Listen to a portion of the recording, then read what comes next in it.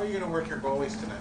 Luukkonen, we'll let him ride all the way through is the plan. So.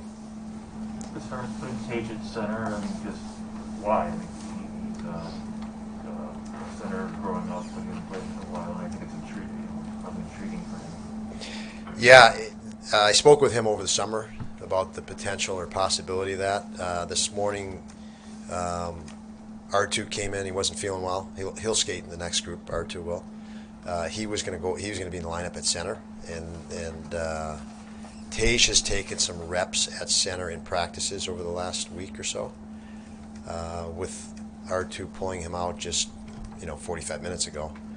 We shifted Tomer into the middle, so I'd like to see him there. Obviously, we look at our centers, and we're very young and have new guys in there, so we have to keep an open mind and potentially be creative as we can be, and see what may be the best situation for us. But if we had four solidified centermen and have a long history of the NHL, it would be different. But as you know, we shifted Sammy there last year, Reinhardt, and it was real effective for us. So we're going to look at creative ways to do that. And obviously, Ruotsalainen's been at center. He had only played on the wing for us last year. What was Tage's reaction when you had broached him about the subject over the summer? Was he enthusiastic, or was he very much like, okay, whatever you want, coach? Yeah, no, he was enthusiastic. He's played it. He's intrigued by it as well. There's different little details, I guess, of the position. But in essence, where you'd look at vulnerabilities playing center, the biggest thing really that everybody goes to is the statistic you can keep track of, faceoffs. So every center is going to get called out on faceoffs immediately. So when you shift a guy over to center, it's the first thing he's going to be called out for.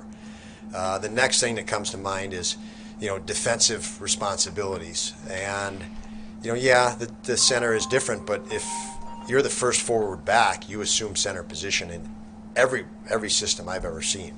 You don't run a switch just because you were the first guy back in your zone. The center usually is low in the defensive zone, helping the defenseman. The wingers are responsible for the points. But again, if a winger's the first guy back, he assumes center responsibility. So it's not like the guys haven't done that from a defensive standpoint, but it does take a little bit of time. You're playing more 200 feet rather than the top of your circle down. So there are just some details that I think he's an intelligent player. He has the potential to fit that position, but we'll see. Now's a good time to try it and take a look at it. Did Peterka and Weissbach earn this look with the veteran group? I'm sorry? Did Peterka and Weissbach earn this look they're getting tonight with the vets? Yeah, I think all the guys that remain have earned the right to remain, really. And yes, they did. I mean, they're playing tonight. You see the lineup. It's a much older lineup, and we're intrigued to see how they fit within that lineup. Don, how interested are you to see Luukkonen again, especially against the lineup Columbus is bringing? Yeah, I haven't even seen Columbus's lineup yet, Mike. But mostly all veteran guys. It is okay. That excites me. Now that he's got a game under his belt, and everybody progresses after a game at this time of the year. But yes, I am. I mean, this is we want to see how much he's a young guy with a lot of talent. So each time out, all of us in this room are trying to figure out, did he get better? Is he getting better? Is he taking the experience of the last game and showing us that he's made adjustments? So we're watching that closely, like everyone else. What do you think they learned, Peterka and Weissbach, from the last game in their defensive zone coverages? Probably how important details are, subtleties, strength on stick, space, time and space. There's a lot of you can be exploited much faster at this level than you can at previous levels, because players are not only more skilled, they're more intelligent, and so I know they felt that. They felt those attributes of the players they're playing against. I'm sorry, we done? Yeah.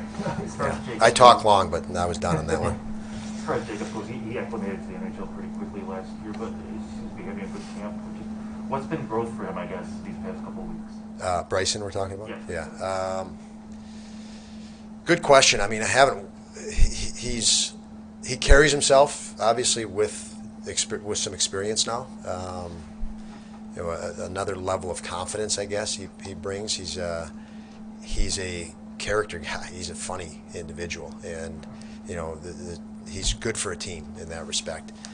He competes hard, but as far as the progress, I don't think you can gauge it till we start getting into games. But he clearly has returned as a guy with NHL experience. I mean, you see the way he carries himself, and he's got another level of confidence. Whether that now goes into regular season production is yet to be seen, but to this point, he's doing what needs to be done and should be done. How are you feeling about Zemgus and his run at center so far? Yeah, I mean, Zemgus is a guy that he's going to figure it out. He's going to stay determined until he finds an identity at that position. A lot going on with him because he's changed his body composition a little bit. He's playing a little lighter, a little quicker because of that on the positive end, which is, you know, he's recalibrating, I would say, and getting his bearings there as well of not playing much in the last, you know, whatever it's been, 18 or 20 months. So there's a lot going on with him, but we all know the drive he has, and you know, he's like a homing torpedo. So he's going to figure it out. It's just a matter of you know, he's going to keep figuring it out more and more and get better and better. It's just a matter of, you know, how quick and how far.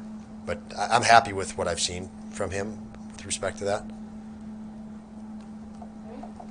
Okay. Thank you. Thanks.